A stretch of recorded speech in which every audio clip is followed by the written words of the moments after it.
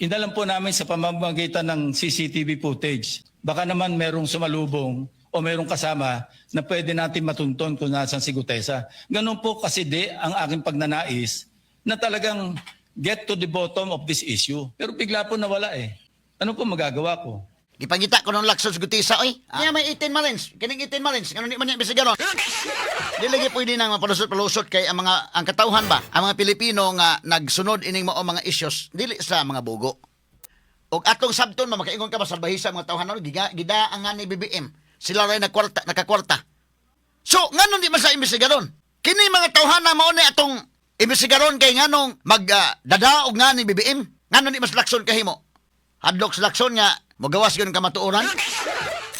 Wala nga pong nakasulat doon sa transcript tungkol nga po doon sa binanggit niya sa plenary na pangalang Adrian Bersamin. Paano nga pong mababanggit doon, Mr. President? Hindi nga niya pinatawag eh. Samantalang dapat niyang ipatawag, siya mismo ang nag-highlight.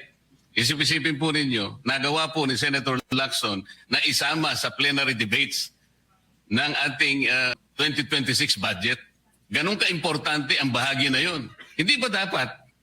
Ipinahayag mo yun eh. Malaking bagay yun. Ibinulgar mo pa nga eh. Kung nasa transcript, di sana, pinatawag ko. Baligtad po ang ginawa ninyo, Mr. President. Kani nga portion sa ilang panaglantugi ni Marcolita ni Lacson, nasakto si Marcolita day. Doon ay puntos Marcolita. Ang Cebu Metropolitan Catholic Mass Media Awards. Best Radio Commentator, Best Newspaper Columnist, and Best Public Affairs Anchor. Attorney Rufil Fernandez Banyok sa Straight to the Point. Tinato sa tagapagtagad mahigala kay si Lacson o si Marcolita naglalis ni mga kagalaan. Ato ning tagapagtagad mga sukit di paminaw niya. Tanawon ang mga punto ha kay naglalis sa labot sa investigasyon mga kaigsunan. Okay, play names. Lacson, itong unang Sinabi paminaw. po ni Senator Marcoleta na bakit hindi inimbitahan si Undersecretary Bersamin. Kaya ko po tinanong kung nabasa niya na yung report, kung meron po siya may pakita sa akin doon sa committee report o doon sa PSN, doon sa minutes ng pagdinig na nabanggit ang pangalan ni Undersecretary Bersamin. Bukas na bukas din po o bigyan natin 3-day notice rule. Tatawag po ako ng pagdinig, ipapatawag natin si Undersecretary Bersamin. Ang binabanggit niya po yung aking interpellation sa DBCC na kung saan si Undersecretary Bernardo gumawa ng personal na sulat kay Pangulong Bongbong Marcos. At sinasabi niya doon na ito yung mga personalidad na alam niya, na naalala niya na merong allocable at kung ano-ano pa. Wala po sa Blue Ribbon Committee minutes yun. Sa labas po yan sa plenaryo, sa DBCC, sa National Budget Deliberation.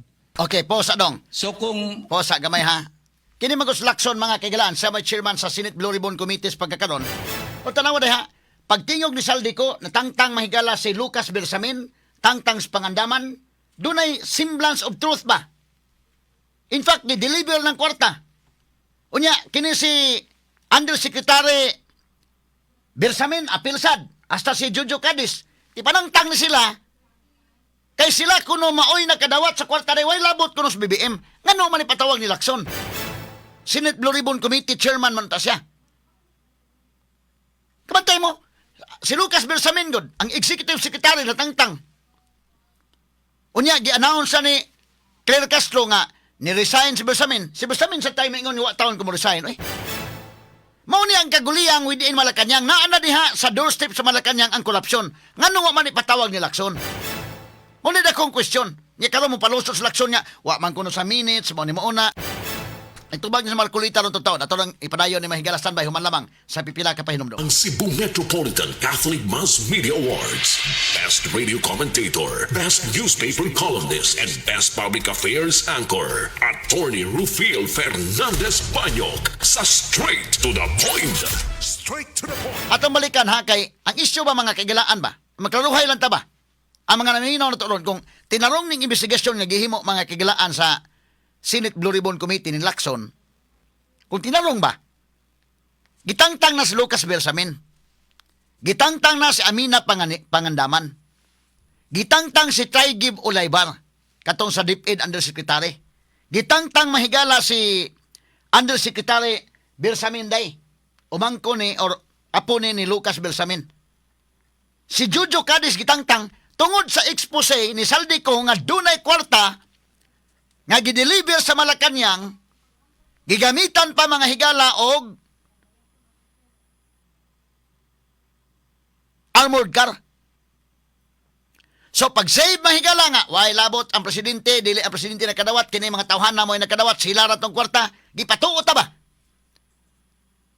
Okay, save si Bongbong, ang nagdawat gigamit ang nga ni BBM, kanila sa si Adrian Bersamin, kinila sa Pangandaman, kinila sa Strike Pulaybar, Jojo Cadiz, kinila sila, mo'y nakakwarta, gigamit nila ang nga ni BBM.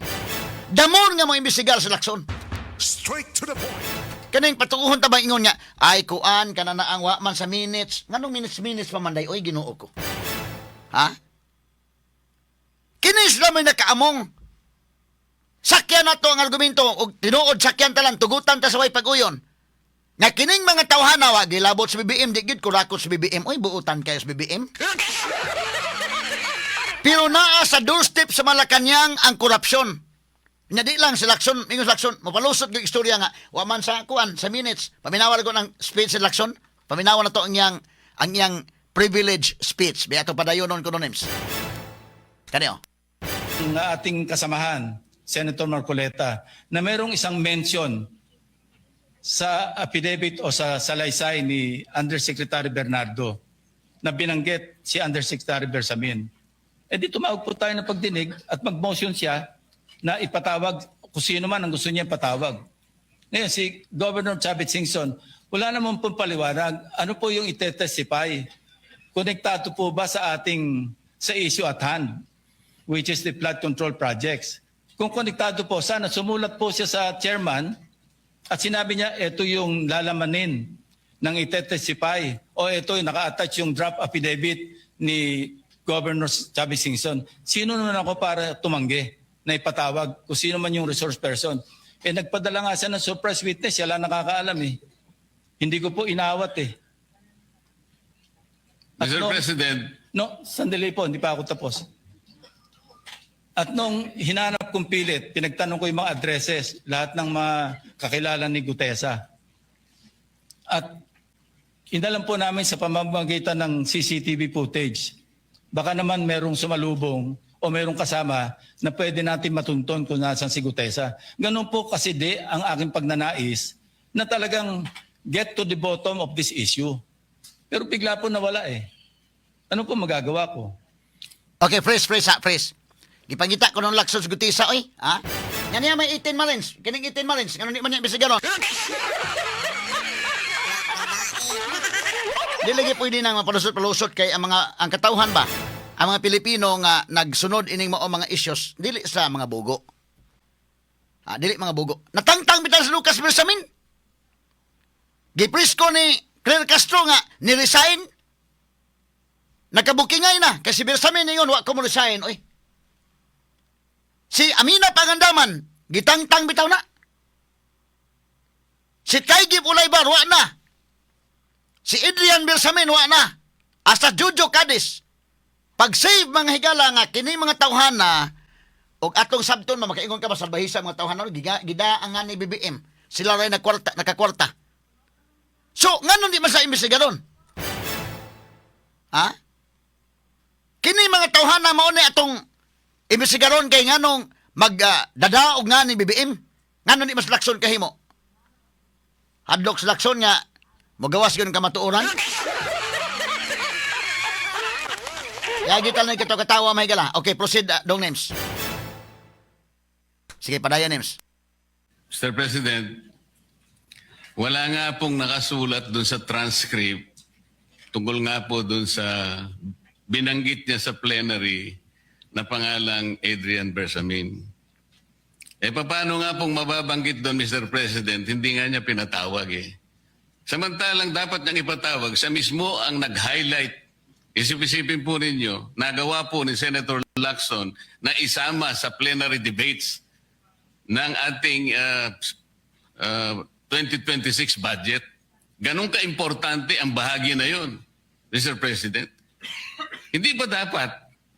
Ipinahayag mo yun eh. Malaking bagay yun. Ibinulgar mo pa nga eh. There are 2 public officials I will reveal this morning. Ganun lang. Ba't hindi mo pinatawag?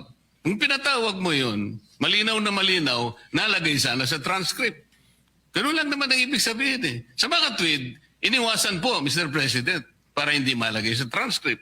Pagkatapos ikakatwiran po ninyo, kung nasa transcript, di sana, pinatawag ko. Baligtad po ang ginawa ninyo, Mr. President. Katulad din po sa third. Boss, kani nga portion sa ilang panaglantugi ni Marcolita ni Lacson, nasakto si Marcolita day. Doon ay puntos Marcolita. Ha? Misa sa transcript, ano man niya patawag? Kaya klaro, ana, si Lacson man ingon na ako i-reveal nga mo ni Mona. Unya wag ipatawag. Kanalandaan mahigalabi da. Dako nang butanga mga kaigsuna na unsa naman ang kalakihay. Mo na ingon sa Marcolita, oh. Nabali mahinuon ning dagana ron. Kaya ato'y padayon mga sugitig paminaw. Sige, Nems, padayon, Nems. Nara Street sa South Forbes.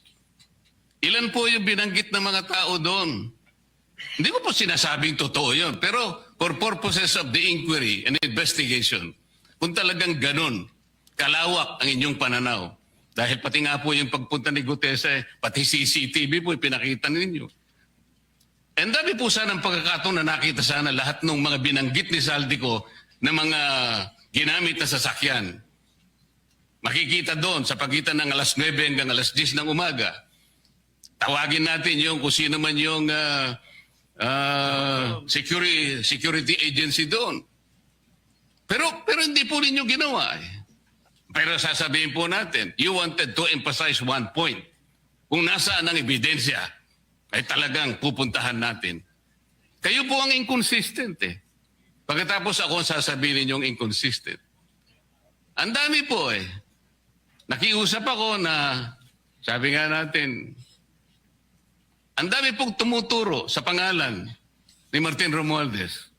Inimbita po ninyo, hindi dumating, nakiusap ako, naimbitahan uli.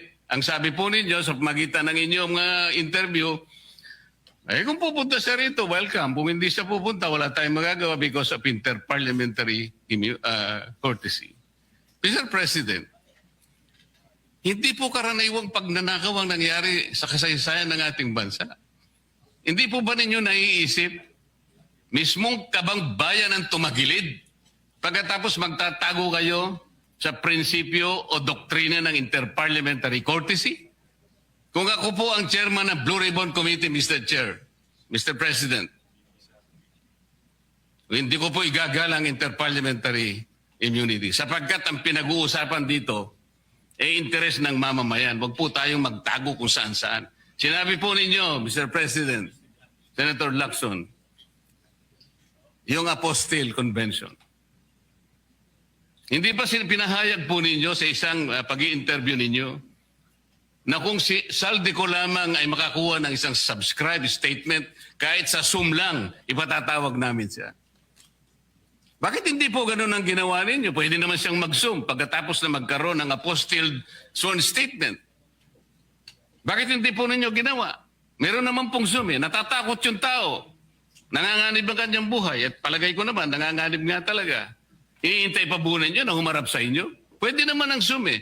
Kung talagang gusto nyong tuntunin ang lahat ng mga ebidensya na dapat nating puntahan. Okay, pause ha. Okay ni, kining punto Marcolita may kala. Si Lacson may naingon pag pinamilo nga, okay lang, basta kay na ay subscribe statement si Saldico, bisag Zoom, okay. Nga ano, nausab man. Nausab man mahigalang pamahayag ni Lacson. Kanalandaan mga higalang sa Lucas Bersamin, kana sa mahigalang naa taga Malacañang, na ay mga kurakot sa Malacañang. O dipinsahan ni mo, Presidente, way labot, ang Presidente, okay, sige, atong sakyan. Wag yung labot sa BBM, kaluoy day taong BBM. Naamong sa BBM ining iya mga kadagkuan sa Malacañang. Damon nga mo imbestigar si Lacson. Kay nga nung gigamit ang nga ni BBM. Pero di ako nakaingon na dugay panahon believe ko in Lacson, pero karon medyo na naunsa mahitabo at taon eh. Nagtuo mo kugod nga di prinsipyo. Consistent pa sa mga baruganan kadto, pero karon medyo nalikoy gyud. Di lang ako'y nakabantay, hapitanan siguro nakabantay. Tiya mo na mga higala. Kanala na, kanala sa Bersamin, kanala sa Pangandaman. Wa naman na sila. Gipanangtang na sila. Kay maunay na kaamong. Gipalutaw ka ni Adto mga higala. Katong nag-init na ginang isyo, gipalutaw. Nga gidari gitaw na nga ni BBM. Ginimjap lagi taon ni BBM pero nakakwarta ka na sa Straigib Ulaybar, Jojo Cadiz. Kana sila mga higala ni Amina Pangandaman, sila ay nakakwarta taon. Gigamit taon ang nga ni BBM. Nya ngano ni man ipatawag ni Lacson.